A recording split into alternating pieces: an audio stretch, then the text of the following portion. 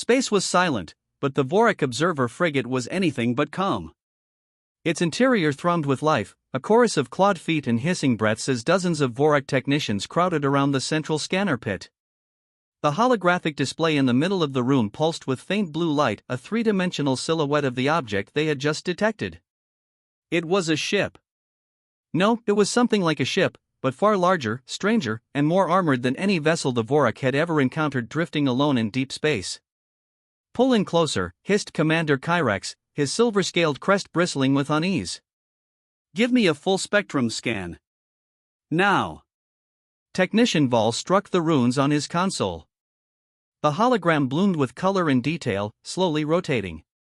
At first, the image seemed crude, just a hulking spearhead-shaped hull covered in battle scars. But as the scan resolved, the rune grew eerily quiet. The ship was massive, its hull layered with segmented plating, its flanks bristling with weapon ports. It bore no known factions markings. And at its center, deep beneath armor and radiation shielding, was something that made every Vorik present freeze in place. Organic signatures? Kyrex rasped, leaning closer. "Yes," Vol said, his voice cracking. "But, Commander, these lifeforms, they're human." The words fell like stones into still water. Humans. They were supposed to be an insignificant species, a primitive world on the edge of the Orion Spur, barely spacefaring for the last 100 cycles. The Vorik Empire's high command had dismissed them as a footnote, a curiosity in the galactic census. But this ship was not primitive. This ship radiated war. Kyrex's tail lashed behind him. "Bring the bioscans to full resolution. I want to see what we are dealing with." The hologram shifted again, now revealing the ship's internal layout. The Vorik officers leaned forward, their breath fogging in the cool air. Inside the warship, hundreds of humans moved with precise, almost mechanical coordination. They were clad in heavy exo-armor, carrying weapons that glowed with contained power. The ship's core was alive with heat and energy, its reactors burning far hotter than anything a species like humanity should have been capable of building. And then they saw the chambers. Rows upon rows of cylindrical pods lined the ship's lower decks, glowing faintly. Each pod contained a human suspended in some form of stasis, warrior sleeping, waiting. Thousands of them. "By the stars," whispered one of the junior officers. "It's a ship of soldiers." Kyrex's claws dug into the railing around the pit. He had seen many battle cruisers in his life, had fought in campaigns across the spiral arm, but never had he felt this particular chill running down his spine. This was not just a warship. This was something older, meaner. Something built for a purpose far darker than defense. "Commander," Vol said, his frill trembling, "there is something else. I don't understand it, but..." "Spit it out," Kyrex snapped. "The ship's AI is awake," Vol said quietly. "And it just scanned us back." The bridge fell into stunned silence. On the hologram, a single red icon appeared, a pinpoint representing the Vorik frigate. It pulsed once, then twice, as though the human warship was deliberately letting them know, "We see you." Suddenly, the Vorik frigate's lights flickered. The comm system crackled, spitting static before resolving into a voice, deep, human, and cold. "This is the UNS Resolute. You are trespassing on a restricted perimeter. Identify yourself." The Vorik crew stared at one another. No human ship had ever hailed them in their own language before, much less this far from Earth. Kyrex swallowed hard. "Send a reply," he ordered. "But keep the engines hot." Far inside the ship, the humans of the UNS Resolute were already preparing. Captain Nathan Hale stood on the command deck, hands clasped behind his back, staring at the tactical display. His ship's AI, Caliban, floated as a shimmering projection at his side, a man-shaped avatar of hard light with unreadable expression. "Vorik scan attempt detected," Caliban said calmly. "I have marked their vessel and disabled their passive sensors. They now know we are aware of them." Hale's jaw tightened. "They shouldn't be here," he muttered. "We're not supposed to be found yet." Lieutenant Sarah Whitfield turned from the helm, her brow furrowed. "Sir, if they send word back to their fleet." They won't, Hale said flatly. They can't. His eyes drifted to the cryopod decks, where the ship's sleeping complement of shock troopers waited for activation. For 10 years, the UNS Resolute had been a ghost, hidden beyond the trade lanes, conducting missions no one on Earth would ever acknowledge. Now, thanks to a single Vorik frigate stumbling across them, their existence was at risk of exposure.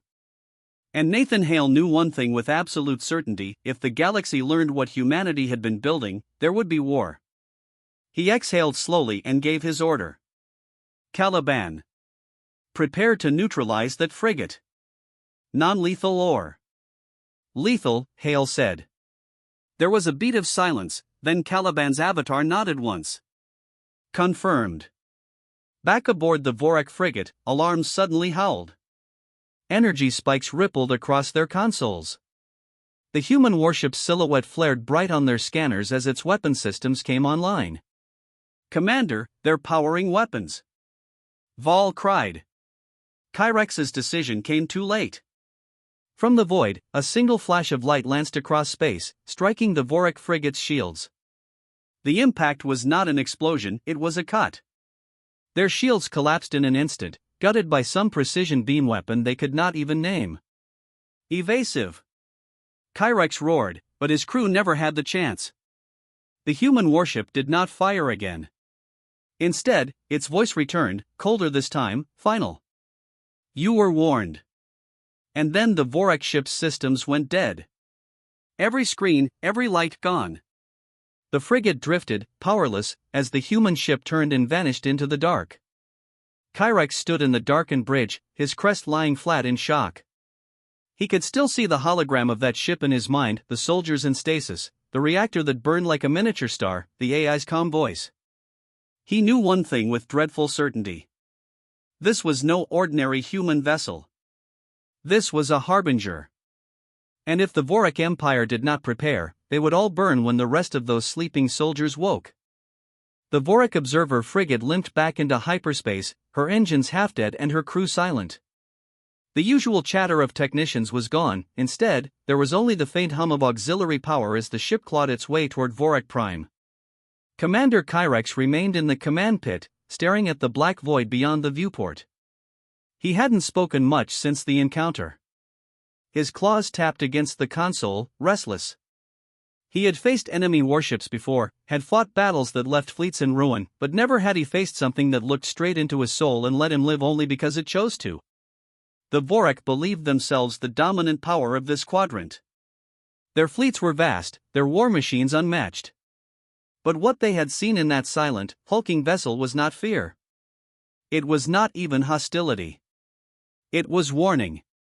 Commander, Vol said, breaking the heavy stillness. Transmission to High Command is ready. Do you wish to send a full visual record? Kyrex hesitated. The data they had collected to scans, biosigns, weapons readings, was unlike anything in their archives. If High Command saw it, there would be panic, or worse, they might choose to attack. And Kyrex was no longer certain that attack was even possible. Yes, he said finally, his voice low. Send everything. High Command must see this with their own eyes. The capital world of Vorik Prime was a glittering sphere of black and gold, its spires like claws scratching the sky. In the War Council chamber, the most powerful beings of the Vorik Empire gathered. Admiral SHYRR, head of the Imperial Navy, was the first to speak after the holographic playback ended. This is impossible, she hissed, her tail striking the floor. The humans cannot possess such technology. Their last known battleships were antiquated tin cans, slow, lightly armed. This Resolute is a fabrication. It is no fabrication, Kyrex said from the center of the chamber. His voice was steady now, controlled, but the memory of that ship's red icon still pulsed in his mind. I saw it. I stood on my bridge and watched it cut our shields like cloth. It let us live. Why? Demanded strategist Kerr. His scales glittered in the chamber light. Why would they let you live? If this ship was as dangerous as you claim, logic dictates they would destroy you to prevent this report. Perhaps, Kyrex said slowly, they wanted us to tell you. That silenced the chamber. You believe this was deliberate? SHYRR said. That they wanted the Vorik Empire to know of their existence? Kyrex bared his teeth. Yes. And that terrifies me more than the ship itself. Hours later, deep in the Imperial archives, the Vorik High historian retrieved old data files that had been buried for centuries, human transmissions intercepted long before the Vorik Empire had even taken interest in Earth. Old wars, old conflicts. The humans were violent, yes, but they were also clever. They turned every war into innovation. And now, it seemed, they had turned innovation into something else entirely. The War Council's decision was unanimous: the information could not be suppressed. The other major powers in the sector would have to be informed. A clandestine fleet capable of building ships like the Resolute was not a threat to just the Vorik, it was a threat to everyone. A sector-wide alert went out, warning every allied and rival civilization. Humanity has field-deployed warships of unknown class and capacity. First contact with UNS Resolute indicates extreme lethality. Proceed with caution. Back aboard the Resolute, Captain Nathan Hale watched the encrypted transmissions flare across his sensors like fireflies. Caliban stood beside him, arms folded. They're warning the entire sector, the AI said matter-of-factly. Containment is no longer possible. Hale nodded grimly. Then we shift to contingency plan. Bring the ship to condition black. Wake the first company. Caliban's avatar tilted its head. Are you certain, Captain? Once we wake them, there's no going back. Earth Command will know we broke silence. Earth Command can hang me later, Hale said. Right now, the Vorik are spreading panic across half the galaxy. If a coalition fleet comes looking for us, we won't survive a stand-up fight without boots on the ground in full defensive systems. Caliban's avatar gave the faintest ghost of a smile. Acknowledged. Minutes later, the cryopod decks came alive with light. One by one, the pods hissed open, releasing armored soldiers into the cold, sterile air. The first to step out was Major Cole Ramirez, the Resolute's ground force commander. His dark eyes swept the deck, then found Hale waiting at the observation rail above. Captain, Ramirez said, his voice steady. Who woke us? I did, Hale said. Situation's changed. We've been made. Ramirez didn't flinch. He just reached for his helmet, locking it onto his armor with a hiss of pressure seals. Then I assume we're going hunting. Hale allowed himself a tight, humorless smile. Not yet. But soon. Meanwhile, far beyond human space, the galaxy rippled with fear. The Vorik alert had triggered emergency sessions in every major power block, the Kalari syndicates, the Neph Dominion, even the aloof SYTH Ascendancy. The humans had been tolerated as a minor race because they were weak, scattered, and divided. But if they possessed a fleet of hidden warships, worse, if they possessed thousands of cryo-soldiers waiting in deep space, then everything the galaxy thought it knew about Earth was wrong. Whispers turned to rumors. Rumors turned to fear. And fear had a way of turning into war. On Vorik Prime, Commander Kyrex found no rest. He stood in the observatory, staring at the stars, replaying the image of the Resolute again and again in his mind. He could still hear the human captain's voice, calm, cold, absolute. You were warned. What had they been warned about? A single warship was terrifying enough, but the Vorik had seen the cryopods. Thousands of soldiers asleep, waiting. What if there were more ships? What if there was a fleet? Kyrex's claws tightened against the railing. He knew one thing with terrible clarity. The Vorik Empire had just woken something that had been sleeping for far too long. And when it fully woke, the galaxy might never be the same. The stars burned cold around the UNS Resolute as she floated in the shadow of a dead moon, her hull silent, blacked out to all but the deepest scans. On her decks, however, the atmosphere was electric. The ship was no longer just a ghost, she was awake. Major Cole Ramirez stood on the hangar deck as soldiers moved like a machine around him, checking weapons, calibrating exocets, loading the dropships with enough firepower to raise a city. He glanced up as Captain Nathan Hale stepped in, helmet tucked under one arm. Intel? Ramirez asked. Hale's face was grim. Coalition fleet is inbound. Vorik, Kalari, Neth, even a few SYTH capital ships. 70 vessels in total. They think they're coming to capture us. Capture? Ramirez gave a short, humorless laugh. They think we'll just surrender? They don't know what we are, Hale said, stepping closer. His voice dropped. But they will. In the war room, Caliban's avatar rotated the tactical map. Red icons bloomed across the sector, enemy fleet signatures converging like hunting hounds. They'll be here within 6 hours, Caliban said. Engagement is inevitable. Options? Hale asked. Fight, run, or scare them so badly they never come looking again. Hale stared at the map. 70 enemy ships. The Resolute was a nightmare of a warship, but she wasn't invincible. If the Coalition managed to pin her down with massed fire, they'd eventually win at a cost that would ignite the entire Orion Spur in war. Run, and they'll just chase us, Ramirez said, leaning against the table. Fight, and we'll kill enough of them to guarantee the whole galaxy unites against Earth. That leaves us with option 3. Hale nodded once. Then we show them exactly what they're dealing with. Hours later, the Coalition fleet dropped out of hyperspace around the dead moon. Their formation was tight, bristling with power. Vorik dreadnoughts led the line, flanked by the needle-like cruisers of the Kalari and the bulbous carriers of the Neth. Admiral SHYRR herself stood on the bridge of the Vorik flagship, her frill slicked flat in grim determination. She had come to take this human ghost ship before it could vanish again. Deploy interceptors, she ordered. Find them. But she didn't have to wait long. The moon's dark side bloomed with sudden light, a single piercing red beam that swept across the void like the eye of some awakening beast. Then the Resolute emerged. She glided into the open like a predator, her black hull glowing with active energy lines, her weapon ports opening one by one in silent menace. No other ship moved like that, calm, slow, deliberate, like she was not even remotely afraid.